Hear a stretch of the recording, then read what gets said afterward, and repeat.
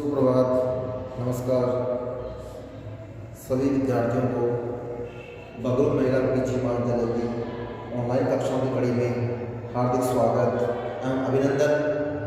आज हम हमारे बीए और बीए बीएड तृतीय वर्ष के विषय इतिहास के रूप में आधुनिक विश्व का इतिहास, जो कि हमारा द्वितीय सूत्र है, उसका अध्ययन करेंगे, जिसका प्रकरण जो है हमारा आज वो है अमेरिका की क्रांति।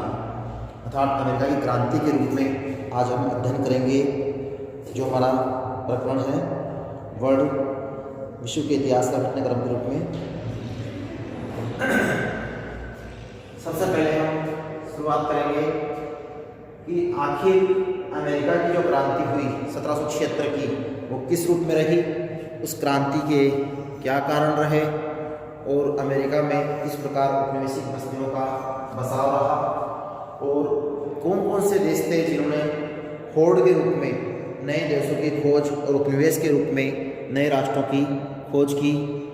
तो उसी के रूप में हम शुरुआत करते हैं प्रस्तावना को, जो कि इस चीज़ को इंगित करती है कि विश्व में अर्थात उस समय के दौरान जिस समय वहाँ पर पुनर्जागरण हुआ आधुनिक इतिहास में, फिर धर्म सुधार आंदोलन हुए, उसके बाद औद्योगिक क्रांति हुई और तत्पश्चात फिर नवीन राष्ट्रों के रूप में अमेरिका की जो खोज की गई। इसीलिए अमेरिका की खोज को अपने आप में एक महत्वपूर्ण खोज भी माना जाता है, इसलिए अमेरिका को नई दुनिया भी कहा जाता है। नई दुनिया का जो आधार रहा वो किस रूप में रहा, तो प्रस्तावना में देखते हैं। अमेरिका की खोज एक ऐतिहासिक घटना थी जो 1492 में इसके द्वारा क्रिस्टोफर कोलंबस ने, जो कि स्पेन से उसने यात्रा आरंभ की थी और वह एशिया के जलमार्गों को ढूंढता हुआ कहाँ पहुँच गया, वह पश्चिमी द्वीप समूह में पहुँच गया। उस समय तक न तो कोलंबस को पता था कि वो कहाँ पहुँच गया है और न ही उसके समकालीन ये जानते थे कि वो ऐसे जाने वाले मार्ग में पश्चिम में उत्तरी और दक्षिण अमेरिका के बीच में पड़ता है। अतः अमेरिका की खोज का श्रेय कोलंबस को दिया जाता है। कोलंबस जो था क्रिस्टोफर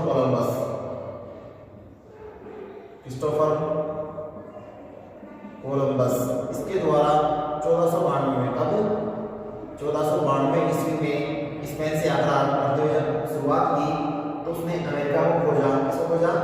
अमेरिका को। लेकिन अमेरिका जो नाम पड़ा वो बाद में इटली के नाविक थे वास्को अमेरिको, उसके नाम पर इसका नाम रखा गया, क्योंकि शुरुआत में इसने एशिया मार्गों को खोजना शुरू किया था, लेकिन वह कहाँ पहुँच गया? वह पश्चिमी द्वीप समूह में पहुँच गया और उसमें कोई नहीं जानता था कि ये पश्चिमी द्वीप समूह जो अमेरिका के नाम से होगा। इसलिए दक्षिण अमेरिका भी बीच में पड़ते थे। अमेरिका की खोज का श्रेय कोलंबस को दिया गया और उसके समय के बाद इटली का निवासी अमेरिको वेस्पुस्की, इसके बाद नंबर 1 ये रहा और उसके बाद नंबर 2 पर गया अमेरिको उसकी ये गया। इसी के नाम से इसका नामांकन किया गया। ये लगभग 1500 के लगभग गया, 1499 से 1500 के लगभग का जो टाइम माना गया वो इसका माना गया है।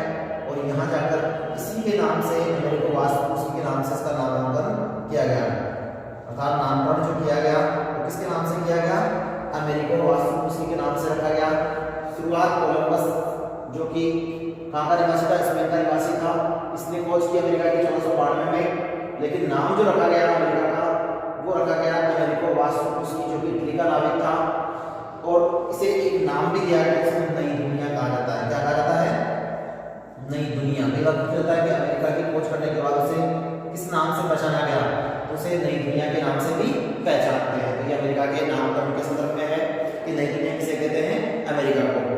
और उसने वापस आकर अपना यात्रा वृतांत जो है वो बड़ा चढ़ाकर लिखा और उसी के नाम से इस महाद्वीप को अमेरिका के रूप में जाना गया, जिसे नई दुनिया के नाम से भी पुकारा जाता है। तो ये प्रस्तावना थी जिसमें अमेरिका के बारे में पता लगा कि अमेरिका की खोज कब और किसके द्वारा की गई। एक महाद्वीप के रूप में शुरुआती तौर पर स्पेन के नाविक कौन? क्रिस्टोफर कोलंबस, जो 1492 में गया और उसने एशियाई मार्गों को खोजता हुआ दक्षिण पश्चिम द्वीपों में पहुंच गया और उसे भी ये पता नहीं था कि वो कहाँ चला गया और न ही उसके समकालीन को ये जानते थे कि ये नई दुनिया या नया देश जो है कौन है। लेकिन बाद में इसका नाम अमेरिको रखा गया। किसके नाम से रखा गया? अमेरिको वास्को के नाम से इसका नाम अमेरिका रखा गया, जिसे नई दुनिया के नाम से भी जाना जाता है। साथ ही अमेरिका में अपना राजनीतिक प्रभुत्व जमाने के लिए राष्ट्रों में होड़ सी मची हुई थी, जिसमें शुरुआत स्पेन से की गई। स्पेन इसमें अग्रणी रहा। उसके बाद दक्षिण अमेरिका के उत्तरी क्षेत्रों में दो सभ्य जातियों का प्रभाव बढ़ा। दो सभ्य जातियां जो थी वो धीरे धीरे अमेरिका के उत्तरी क्षेत्रों में जा बसी, जिसमें पहली थी इजिप्ट और दूसरी थी इंका। एग्जिट पहले जाति कौन सी थी? सभ्य जातियों की बात करें, सभ्य जातियां कौन सी थी? सभ्य जातियों में दो जातियां थी, स्पेन इसमें अग्रणी रहा और दो जातियां जो इसमें एग्जिट, पहली जाति जो थी वो एग्जिट के रूप में रही और दूसरी जो रही इंका के नाम से है।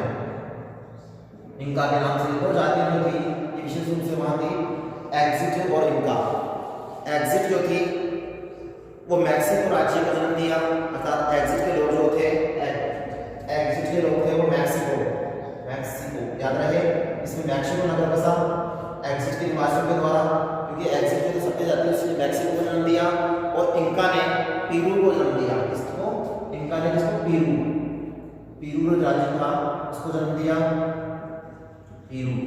अर्थात दो राज्य बने और ये दोनों राज्य किसके निवास में रहे? किसके अधीन रहे? 1521 में स्पेन के अधीन रहे। मैक्सिको और पेरू इन दोनों को क्या कर लिया? स्पेन ने अपने अधीन मिला लिया। पेरू को और मैक्सिको दोनों को किसने मिला लिया? स्पेन ने। कब? 1521 का समय की बात है। 1521 के समय, क्योंकि हम पूर्व इतिहास पढ़ते हैं प्रस्तावना के रूप में, क्योंकि हमें घटनाक्रम पढ़ना है 1776 का, लेकिन उससे पूर्व क्या क्या घटनाक्रम घटा अमेरिका में क्रांति से पहले, तो वो प्रस्तावना हम पढ़ रहे हैं। उसमें नामांकन हो गया। नामांकन के बाद दो सभ्य जातियां बनी हमने, इसमें एक एग्जिट और दूसरी इंका। इन दोनों जातियों के वहां जाने से देश का निर्माण हुआ या जगह का निर्माण हुआ, एक हुआ मैक्सिको और एक हुआ पेरू।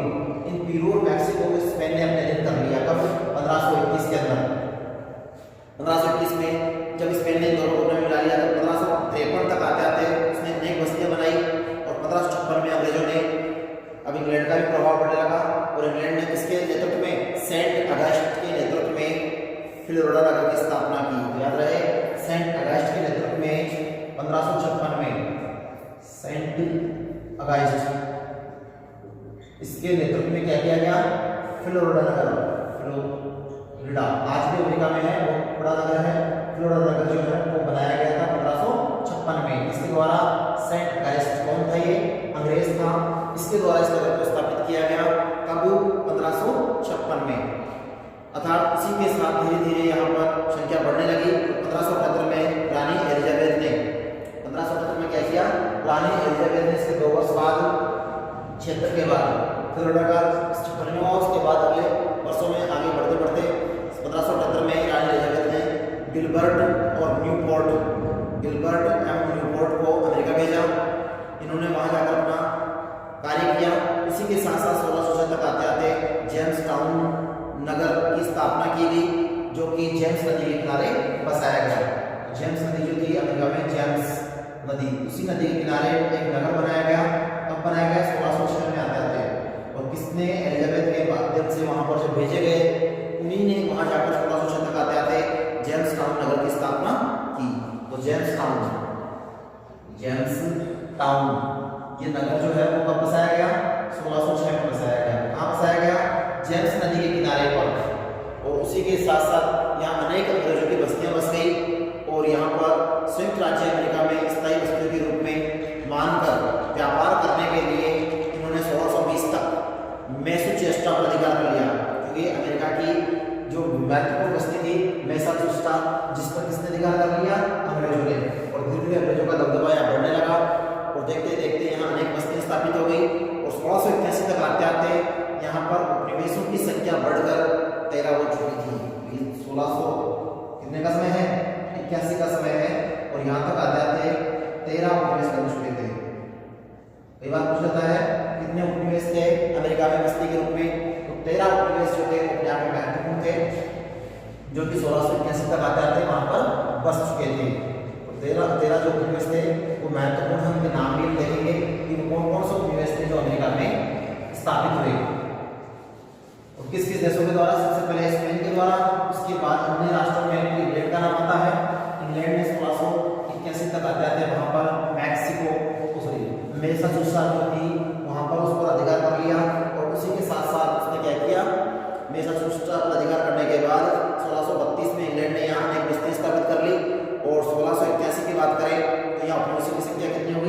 13, अर्थात 13 बस्तियां विशेष रूप से अमेरिका में जानी जाती हैं, जिनको बस्तियां भी कहते हैं और उपनिवेश भी कहते हैं, क्योंकि इन पर दूसरे राष्ट्रों का अधिकार था, इसीलिए यहाँ पर ये अपने आप में उपनिवेश के रूप में भी जाने जाते हैं। तो टोटल कितनी थी? 13 बस्तियां या 13 उपनिवेश जो थे वो 1681 के समय की स्थिति को इंगित करते हैं कि वहां पर अंग्रेजों ने अपना प्रभाव बनाते हुए इन बस्तियों का वहां पर निर्माण किया। अब उन बस्तियों की बात करेंगे तो बस्तियां कौन सी थी जो उपनिवेश के रूप में गठित हुई।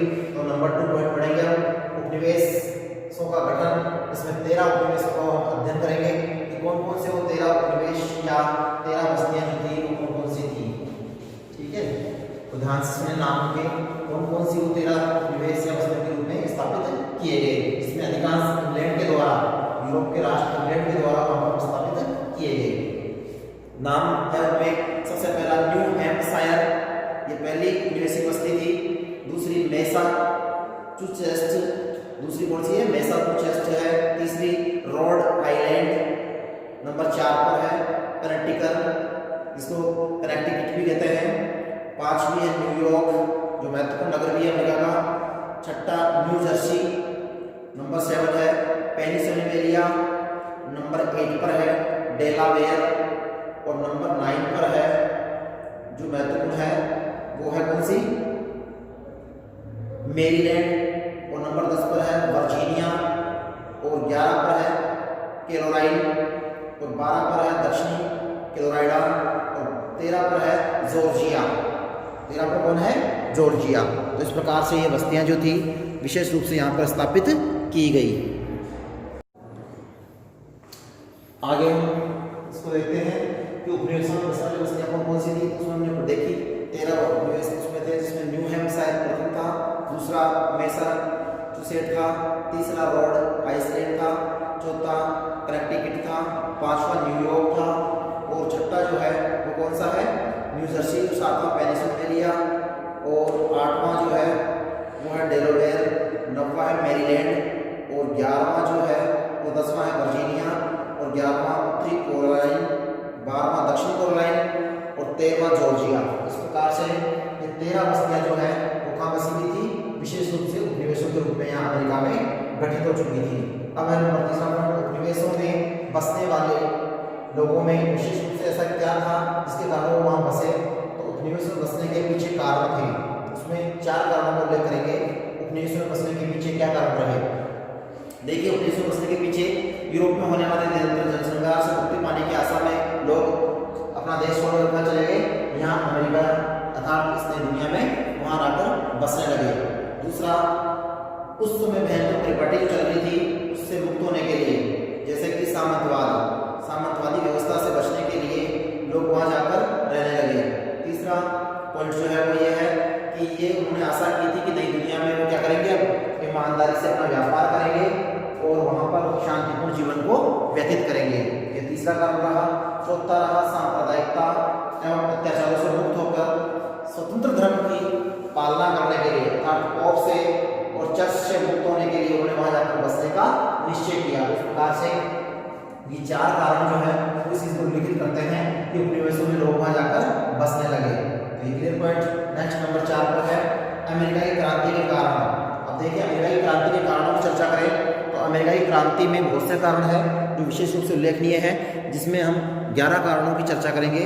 11 कारण जो है वो विशेष ये सिद्ध करते हैं कि अमेरिका का जो स्वतंत्रता संग्राम हुआ उसके पीछे किसी एक समय का या किसी एक दिन का घटनाक्रम नहीं था, अपितु कई वर्षों का परिणाम था। उसी के फलस्वरूप अमेरिका के लोगों ने, अर्थात 13 उपनिवेशों के लोगों ने, इन 13 बस्तियों ने क्या किया? विरोध किया। किसका किया? इंग्लैंड का किया। ये भी याद रहे कि ये युद्ध जो होगा किस किस के बीच होगा, ये क्रांति जो होगी किस किस के बीच है? अमेरिका की क्रांति जो है उपनिवेश पर उस समय जो शासन करने वाले थे वो इंग्लैंड के वासी थे, इसलिए इंग्लैंड के विरुद्ध और अमेरिका के विरुद्ध जो है ये 11 कारण है अपने आप में विरोधाभास के, जिसकी वजह से वहां पर क्रांति का बिगुल बजा। तो शुरुआत करते हैं अमेरिका की क्रांति के कारणों की। पहला कारण है इंग्लैंड के प्रति सहानुभूति का अभाव। इंग्लैंड के निवासी भले ही वहां थे, क्योंकि अमेरिका के उपनिवेशों में 2 प्रकार की जातियां थी, जिनमें से 40% लोग वो थे जो अमेरिका को निवास करते थे, अमेरिका की भूमि में रहकर भी इंग्लैंड के प्रति उनका मोह था, अर्थात उनकी स्वामी भक्ति थी। जबकि 60% लोग थे जो कि इंग्लैंड के प्रति विशेष रूप से उनका कोई लगाव नहीं था। तो इस प्रकार से इंग्लैंड का विरोध करने के लिए वहाँ के निवासियों की सहानुभूति होना बहुत आवश्यक था, और वो सहानुभूति वहाँ देखने को नहीं मिली। इसलिए पहला कारण हो गया इंग्लैंड के प्रति सहानुभूति का अभाव, ठीक है, जिसमें धार्मिक अत्याचारों से मुक्त होकर वो लोग यहाँ आए थे। इसलिए उन्होंने यहाँ सद्भावना और प्रेम से जीवन व्यतीत करने का निश्चय किया, लेकिन इंग्लैंड ने उन्हें इस प्रकार का मौका नहीं दिया। इसीलिए वो इंग्लैंड सरकार के विरोधी हो गए, और यहाँ तक कि अमेरिकी भाषा के अनुसार अंग्रेजी कानून का भी उन्हें विरोध किया। तो ये था इंग्लैंड के प्रति सहानुभूति का अभाव। दूसरा है राष्ट्रीयता की भावना का विकास। राष्ट्रीयता की भावना साथ में यहाँ पर है, अब लोगों में देश प्रेम की भावना का जागरण हुआ, और उसमें संकुचित तक आता है। इंग्लैंड उपनिवेशों के रूप में जब आंतरिक मामलों में हस्तक्षेप करना शुरू किया, तो वहाँ के लोगों ने क्या किया, अपना आत्मविश्वास और अपनी क्षमता के आधार पर इंग्लैंड का विरोध करने का दृढ़ निश्चय किया। तो ये भावना कहलाती है राष्ट्रीयता की भावना, अर्थात देश के प्रति प्रेम दिखाते हुए उन्होंने विदेशी देश के रूप में इंग्लैंड का बहिष्कार किया। तीसरा है अमेरिका वासियों का अंग्रेज होना। मैंने बता भी दिया आपको कि इंग्लैंड में कई लोग छोड़कर वहाँ अमेरिका में अर्थात उपनिवेश में चले गए थे, इसीलिए अमेरिका के निवासियों में वहाँ का रक्त था जो ब्रिटेन के निवासी थे, क्योंकि अधिकांश उपनिवेश निवासी मूलतः अंग्रेज थे, किंतु स्वतंत्र रहकर उन्होंने ब्रिटेन के विरोधी भावना को क्या किया, अपनाया। तो वो भी अपने आप में इस चीज को इंगित करता है कि वो इंग्लैंड के विरोधी थे। तो अंग्रेज होने के बाद भी उन्होंने किसका विरोध किया, इंग्लैंड का विरोध किया। तो तीसरा कारण था अमेरिका वासियों का अंग्रेज होना, उसके बावजूद भी उन्होंने इंग्लैंड का विरोध किया। नंबर 4 है चारित्रिक भावना का अलग होना।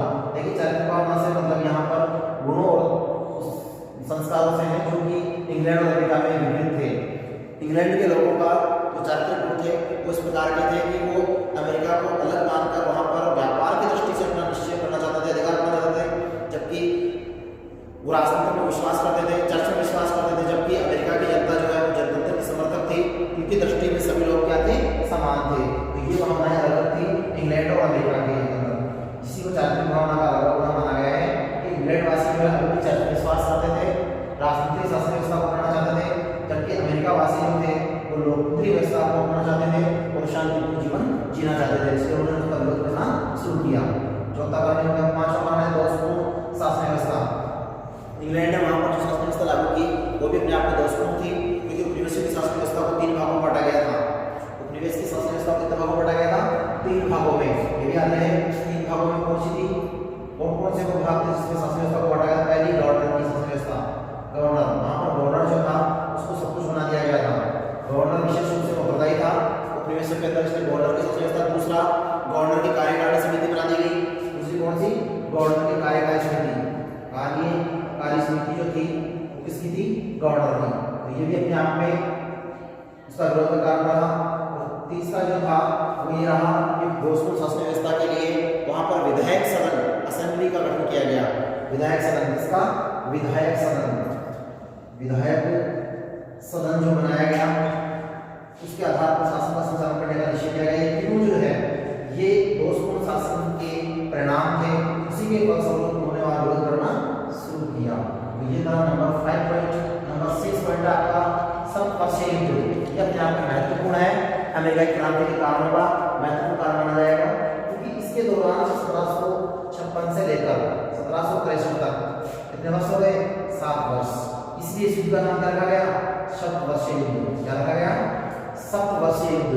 इन 7 वर्षों में इंग्लैंड और फ्रांस के बीच जो युद्ध हुए उसमें अंत में इंग्लैंड को हारना पड़ा। इसीलिए ये सप्तवर्षीय युद्ध जो थे इंग्लैंड को और भी ज़्यादा उन्होंने प्रभावित किया। और ये वास्तव में प्रसा और ऑस्ट्रिया के बीच थे, प्रसा और ऑस्ट्रिया के बीच थे, लेकिन इनको सहयोग किसने दिया, जैसे प्रसा के साथ इंग्लैंड था और ऑस्ट्रिया के साथ रूस और फ्रांस था।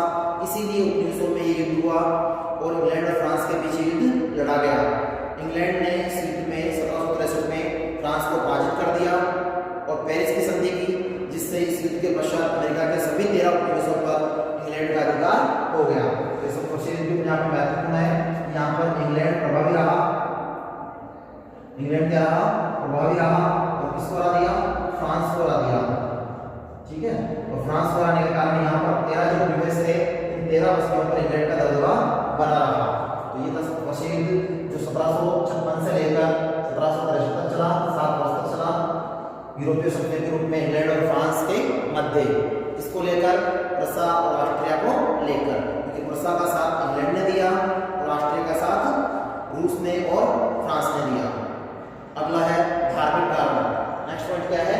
धार्मिक कारण। सातवां पॉइंट धार्मिक कारण। धार्मिक कारण की चर्चा करें तो धार्मिक कारण के रूप में भी देखा गया कि अमेरिका में विभिन्न बस्तियों में वातावरण जो था धर्म का स्वतंत्र था, किंतु स्टुअर्ट के काल में आते आते अंग्रेजों ने इन बस्तियों में प्रोटेस्ट और कैथोलिक दोनों संप्रदायों के लोगों को धार्मिकता के आधार पर लड़ाना शुरू कर दिया, जो कि अंत में दोनों संप्रदायों के आधार पर अंग्रेजों ने या अंग्रेजी सरकार का वहाँ पर विरोध किया जाना स्वाभाविक हो गया, क्योंकि प्रोटेस्ट और कैथोलिक धर्म का जब वहाँ विरोध होने लगा, उसी के आधार पर वहाँ पर स्वतंत्र धर्म की मांग रखी गई, वो अपने आप में धार्मिक कारण माना गया। नेक्स्ट 8वां है आर्थिक शोषण। आर्थिक शोषण के 3 पॉइंट है कि इस प्रकार इंग्लैंड ने वहाँ पर उपनिवेशों में आर्थिक शोषण किया, जिसमें आर्थिक शोषण के रूप में उन्होंने कुछ नियम बनाए, जैसे नंबर 1 है नौसेना संचालन का अधिनियम। आर्थिक शोषण के अंतर्गत उन्होंने जो नियम बनाए, कानून जो बनाए, उसमें पहला था नौसेना संचालन अधिनियम। इस कानून के तहत उपनिवेशों के द्वारा आयात और निर्यात का किससे किया जाएगा? ब्रिटिश जहाजों के द्वारा ही किया जाएगा। अर्थात इंग्लैंड ने अपना प्रभाव बनाने के लिए आर्थिक शोषण की नीति में नौसैनिक जितने भी व्यापार था उसको इंग्लैंडी जहाजों के द्वारा ही उसको करना शामिल किया। दूसरा औद्योगिक नियम। इस नियम के अनुसार निर्यात की जाने वाली वस्तुओं का प्रतिबंध लगा दिया गया और आयात को इंग्लैंड से करने पर प्रतिबंधित कर दिया गया। ये भी अपने आप में एक शोषणकारी नीति थी जो आर्थिक शोषण का संकेत करती है कि इस पर प्रतिबंध लगा दिया, निर्यात पर प्रतिबंध लगा दिया गया और आयात भी किससे किया जाएगा? ओनली इंग्लैंड से किया जाएगा। इनको इन 13 उपनिवेशों को, जो अमेरिकी 13 बस्तियां थी, उनको क्या करना था? व्यापार नीति के तहत इंग्लैंड से ही निर्यात करना था। तीसरा है इंग्लैंड की नई आर्थिक नीति, जिसमें विशेष रूप से उन्होंने व्यापार नीति अपनाई कि इस कानून के अंतर्गत उपनिवेशों में चावल, तंबाकू, लकड़ी, चमड़ा और नौसैनिक जो उपकरण थे वो केवल इंग्लैंड से ही निर्यात किए जाएंगे। यानी निर्यात करने वाला देश कौन होगा? इंग्लैंड। इसको इन 13 उपनिवेशी बस्तियों को, इसके अलावा कहीं से और माल नहीं आना चाहिए। तो ये अपने आप में एक महत्वपूर्ण परिवर्तन था जो कि वहाँ के लोगों के द्वारा इसको क्रांति के रूप में बदल दिया गया। 9वां है इंग्लैंड की नई आर्थिक नीति। ये और भी ज्यादा महत्वपूर्ण मोस्ट कारण माना जाता है। क्या माना जाता है? ये मोस्ट कारण है इसका। अमेरिका की क्रांति के कारणों में महत्वपूर्ण कारण माना जाता है इंग्लैंड की नई आर्थिक नीति, जिसमें 6 नियम लगाए गए थे। कितने नियम लगाए गए थे? 6 नियम। और कौन से थे वो 6 नियम? ध्यान से सुनेंगे। पहला है शुगर एक्ट। पहला कौन सा है? Sugar act. देखिए इंग्लैंड के द्वारा 6 नियम लगाए गए, उसमें पहला है शुगर एक्ट। मैं इनको याद रखा हूं नंबर 1 से। शुगर एक्ट, शुगर एक्ट ये जो है ना अपने आप में ऐसा एक्ट था जिसमें क्या किया गया? 1764 में इस नियम के अनुसार उपनिवेशों के द्वारा केवल ब्रिटेन से ही शक्कर खरीदना अनिवार्य कर दिया गया। 1764 में लागू किया गया था ये नियम। और क्या था इसमें कि ब्रिटेन जो था इंग्लैंड, वहीं से क्या किया जाएगा? शुगर खरीदा जाएगा। किसके द्वारा? इन 13 उपनिवेशों को क्या किया जाएगा? ब्रिटेन से ही शुगर खरीदना होगा। इसी को शुगर एक्ट के नाम से जाना जाता है, जो कि 1764 में लागू किया गया। पहला ये है। दूसरा है करेंसी एक्ट। दूसरा कौन सा है? Currency act. करेंसी एक्ट ये भी एक्ट है नियम। करेंसी एक्ट जो लागू किया गया वो अपने आप में नियम था जो 17 युद्ध के बाद लागू किया गया था, जिसमें नगद मुद्रा के स्थान पर कागजी मुद्रा को चलाया गया। नगद मुद्रा के स्थान पर किसको चलाया गया? कागजी मुद्रा। और कागजी मुद्रा जो किसकी चलती थी? अब इंग्लैंड की मुद्रा यहाँ पर चलेगी। तो ये अपने आप में एक परिवर्तन था। करेंसी एक्ट के माध्यम से इन 13 उपनिवेशों में, 13 बस्तियों में इंग्लैंड के द्वारा ये एक्ट वहां पर लागू किया गया। तीसरा है वो है सर्च वारंट अधिनियम, जिसको बोल सकते हैं कि इस कानून के तहत अमेरिका उपनिवेशों में रहने वाले ब्रिटिश अधिकारियों को उनके घरों की तलाशी लेने का अधिकार दे दिया गया। सर्च वारंट ये जो है इसको दे दिया गया, जो कि अमेरिकी उपनिवेश में रहने वाले जो अंग्रेज अधिकारी थे उनको अधिकार दे दिया गया कि वो जाकर किसी के घर की तलाशी ले सकते हैं। ये तीसरा नियम जो था ये भी विरोध का नियम था। चौथा जो रहा उसमें महत्वपूर्ण वो रहा स्टाम्प एक्ट। कौन सा रहा? Stamp act. याद रहे ये महत्वपूर्ण है।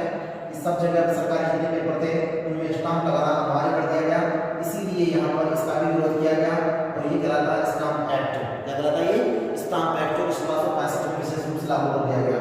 1765 ईस्वी में। के बाद पूछते हैं अमेरिका में स्टाम्प एक्ट कब लागू किया गया? किसके द्वारा? ब्रिटेन के द्वारा, इंग्लैंड के द्वारा। इस पर अमेरिका की 13 बस्तियां जिन्हें उपनिवेश की संज्ञा दी जाती है। तो स्टाम्प एक्ट लागू किया गया 1765 में। और इसमें क्या किया गया? अमेरिका में इंग्लैंड के प्रधानमंत्री जो थे ग्रैनविल, उनके द्वारा स्टाम्प एक्ट को लागू करवाकर वहाँ कानून के रूप में लागू करवाया गया, जिसमें वहाँ की जनता पर एक नया बोझ था। इस बोझ के रूप में अब क्या किया गया? वहाँ के समाचार पत्रों और बड़ी आलोचना करने वाली पत्रिकाओं, पुस्तकों, लाइसेंस के पट्टे तथा कानूनी दस्तावेज जितने भी थे, लीगल काम जितने भी किए जाते थे, उन सभी पर रसीद के रूप में टिकट लगाना अनिवार्य कर दिया, जिसको स्टाम्प के रूप से जाना जाता है। स्टाम्प को क्या कहते हैं? टिकट भी कहते हैं।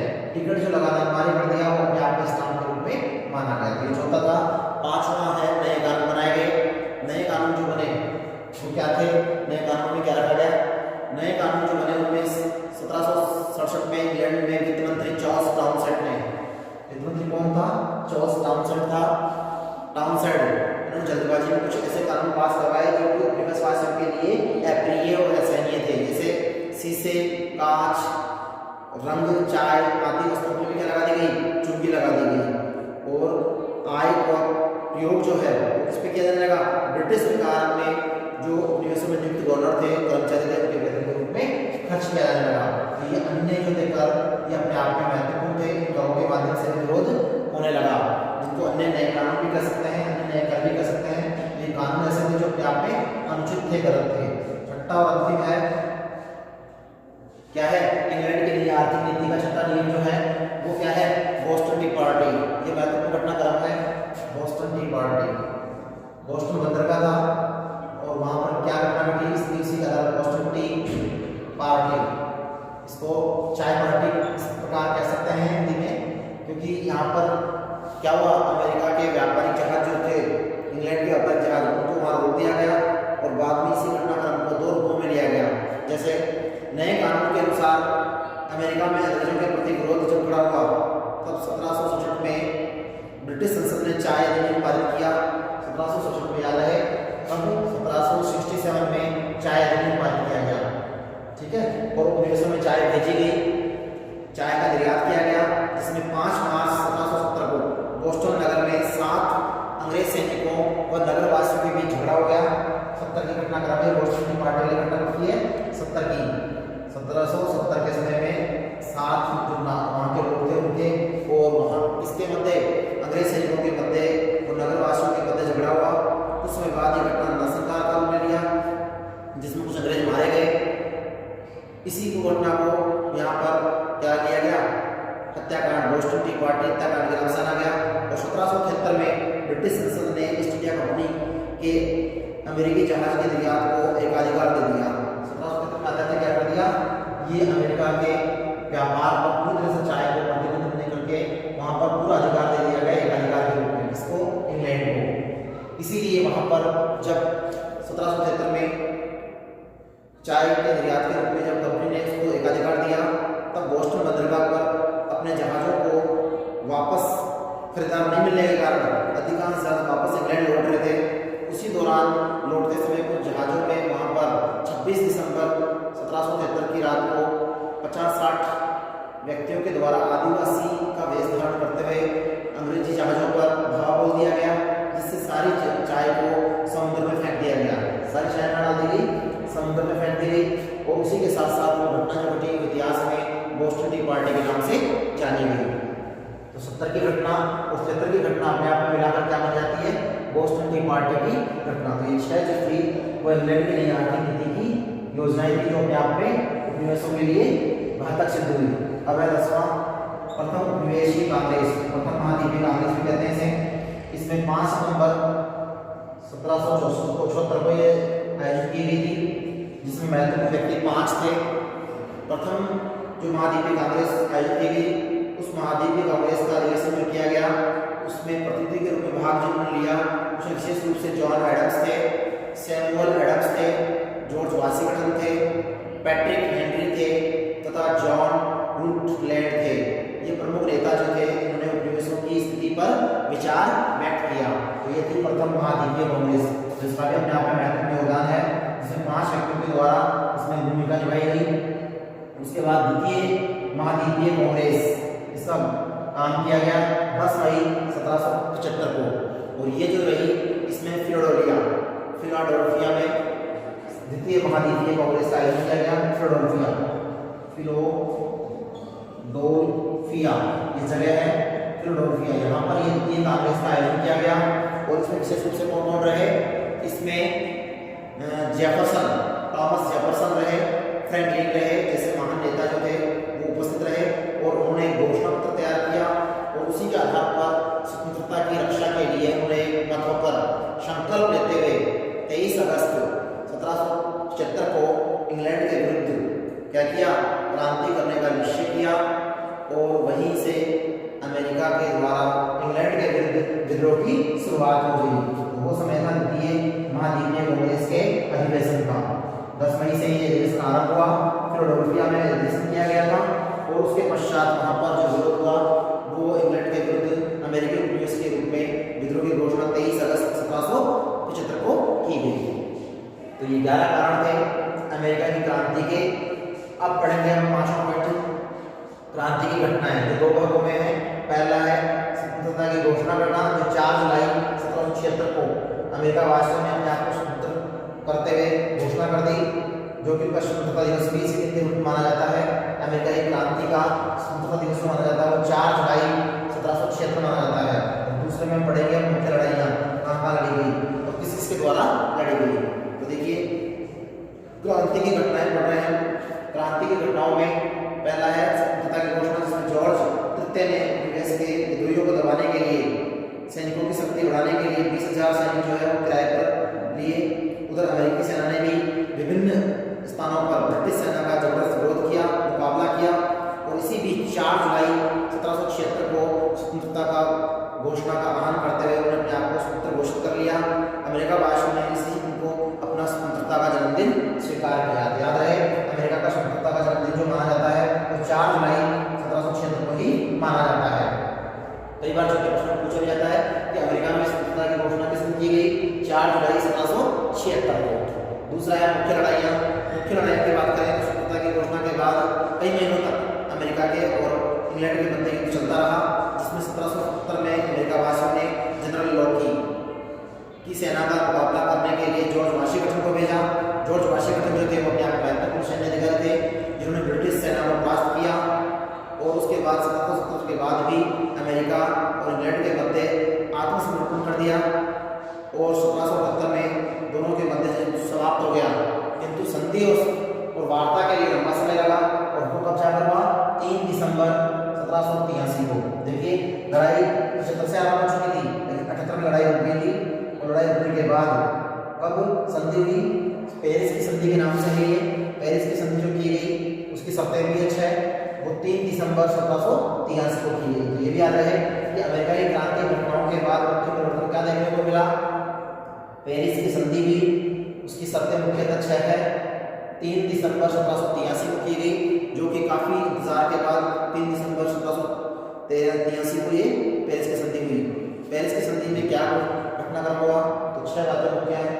नंबर 1, अमेरिका को एक स्वतंत्र देश मान लिया गया और संयुक्त राज्य अमेरिका के रूप में इसका नामांकन किया गया। पहली संधि सत्य रखी गई कि अमेरिका को क्या मान लिया गया, स्वतंत्र राष्ट्र स्वीकार कर लिया गया, और साथ ही क्या कर दिया गया, उसे सम्मान देते हुए उसे क्या कर लिया, संयुक्त राज्य अमेरिका के रूप में घोषित किया। दूसरा है नंबर 2, 13 अमेरिकी उपनिवेश जो थे उनको स्वतंत्र मान्यता मिल गई।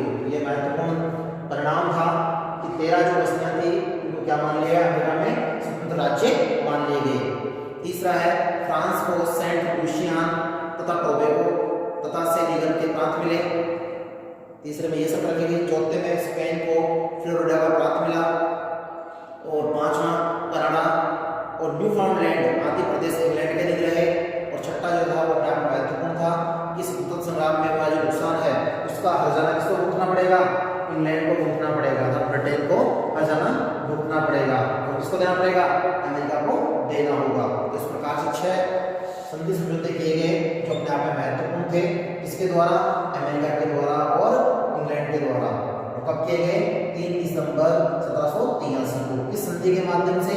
पेरिस की संधि के माध्यम से। नेक्स्ट 7वां है अमेरिका का स्वतंत्रता संग्राम का परिणाम। परिणाम भी 6 पॉइंटों में है जो आपके सामने लिखे हुए हैं। ये 6 पॉइंट जो है आप महत्वपूर्ण है, जिसके आधार पर अमेरिका के स्वतंत्रता संग्राम के महत्व को भी समझ सकते हैं, महत्व और परिणाम को भी जान सकते हैं। महत्व और परिणाम इसमें दिखाई देंगे। जैसे नंबर 1, अमेरिका में नया संविधान लागू हुआ। अमेरिका में क्या कर दिया गया? अब नया संविधान लागू कर दिया गया और जाना जाता है कि अमेरिका स्वतंत्रता को 1787 में मान्यता मिल गई। उसके बाद 1789 में अमेरिका में नया संविधान लागू किया गया। कब किया गया? 1789 में। तो ये भी याद रहे, 1789 में अमेरिका में नया संविधान लागू किया गया। और उसी के साथ साथ वहां पर 30 अप्रैल 1789 को न्यूयॉर्क में वॉल स्ट्रीट, न्यूयॉर्क जो जगह है वहां पर वॉल स्ट्रीट में जॉर्ज वाशिंगटन ने राष्ट्रपति पद की शपथ ली। तो ये भी याद रहे, वहां पर जॉर्ज वाशिंगटन जो थे वो सबसे पहले राष्ट्रपति थे जिन्होंने वहां पर अमेरिका में शपथ ली। तो कई बार पूछ लेते हैं अमेरिका के प्रथम राष्ट्रपति कौन थे? George Washington. कौन थे? जॉर्ज वाशिंगटन जो थे उन्होंने वहां पर शपथ ली। और वो समय क्या था? 30 अप्रैल 1789 का था। जगह क्या थी? न्यूयॉर्क। वॉल स्ट्रीट जो थी वहां पर शपथ ली गई। तो पहला ये हो गया। दूसरा परिणाम अन्य परिणाम के रूप में माना जाता है, जिसमें क्या क्या परिणाम घटा? अमेरिका में नवीन शासन व्यवस्था को जन्म दिया गया जो कि अपने आप में अध्यक्षात्मक शासन व्यवस्था मानी जाती है। क्या मानी जाती है? अध्यक्षात्मक शासन व्यवस्था। याद रहे, अमेरिका में आज भी यही शासन व्यवस्था है, अध्यक्षात्मक शासन व्यवस्था। वहां पर अध्यक्ष व्यवस्था होता है जैसे राष्ट्रपति, तो इसलिए वहां पर अध्यक्षात्मक शासन व्यवस्था को महत्वपूर्ण आधार दिया गया। साथ ही साथ वहां पर सीनेट और कांग्रेस 2 सदन बनाए गए और अंतिम शक्ति जो है न्यायालय के या न्यायपालिका के पास में रखी गई, जिसको न्यायिक पुनरावलोकन की शक्ति कहा जाता है। क्या कहा जाता है? न्यायिक पुनरावलोकन। ये सिद्धांत भी अमेरिका में अपनाया गया जो कि परिणाम के रूप में माना जाता है। न्यायिक पुनरावलोकन और अध्यक्षात्मक शासन प्रणाली, ठीक है। और कांग्रेस और सीनेट के रूप में 2 सदन बनाए गए। नंबर 3 है राष्ट्रपति या राष्ट्रीयता की भावना का विकास। अमेरिका में राष्ट्रीयता की भावना का प्रसार इस रूप में हुआ जो अपने आप में महत्वपूर्ण था, क्योंकि अब यहाँ पर लोगों में देश प्रेम की भावना के आधार पर स्वतंत्रता का भाव विकसित हुआ। चौथा है इंग्लैंड की प्रतिष्ठा को आघात। इंग्लैंड की प्रतिष्ठा धीरे क्या हो गई थी? अब कमजोर पड़ चुकी थी, क्योंकि इंग्लैंड वहां पर जिस 13 उपनिवेशों में अपना अधिकार समझता था वहां से उसको हाथ धोना पड़ा और वापस मुक्ति खाकर लौटना पड़ा। इसलिए इंग्लैंड की प्रतिष्ठा जो थी यूरोप में और पूरे विश्व में वो अपने आप क्या हो गई? कमजोर पड़ गई। नंबर 5 है धर्मनिरपेक्ष राज्य की स्थापना। धर्मनिरपेक्ष राज्य की स्थापना मतलब धर्मनिरपेक्ष राज्य की स्थापना हो गई। यहाँ पर किसी प्रकार का धर्म में भेदभाव नहीं रहा, सभी धर्मों को समान मानकर अमेरिका में धार्मिक स्वतंत्रता का अधिकार दे दिया गया। ये अपने आप में महत्वपूर्ण है, ठीक है। इसी के साथ अगली है अमेरिका में सामाजिक और सांस्कृतिक और आर्थिक विकास। छठा पॉइंट है अमेरिका में क्या हो गया? सामाजिक, सांस्कृतिक, आर्थिक विकास की प्रेरणा जो मिली वो अपने आप में एक महत्वपूर्ण प्रेरणा रही, जिसके आधार पर वहां पर नया विकास हुआ। और उसी के साथ साथ ब्रिटिश उपनिवेश की नीति में भी क्या हो गया? परिवर्तन हो गया। ब्रिटिश अर्थात इंग्लैंड ने क्या किया? अब अपने उपनिवेशों में उदारवादी नीति को अपनाना शुरू कर दिया। और उसी के साथ साथ जैसे कनाडा, भारत, ऑस्ट्रिया और चीन जैसे जो देश थे उसके गुलाम उपनिवेश के रूप में जो थे उन पर उसने क्या किया? वो उदारवादी नीति को अपनाना शुरू किया। तो ये इस प्रकार से महत्वपूर्ण परिणाम देखने को मिले अमेरिका की क्रांति के फलस्वरूप। और इस प्रकार अमेरिका जो है पूर्ण रूप से स्वतंत्र राज्य के रूप में घोषित हो गया, जिसे संयुक्त राज्य अमेरिका के नाम से जाना गया। तो ये थी अमेरिका की क्रांति जो 1776 की घटना का विशेष होने के लिए मानी जाती है। ये था आज हमारा टॉपिक, जिसमें हमने अमेरिका को विस्तृत रूप में पढ़ा इन पॉइंटों के माध्यम से। धन्यवाद।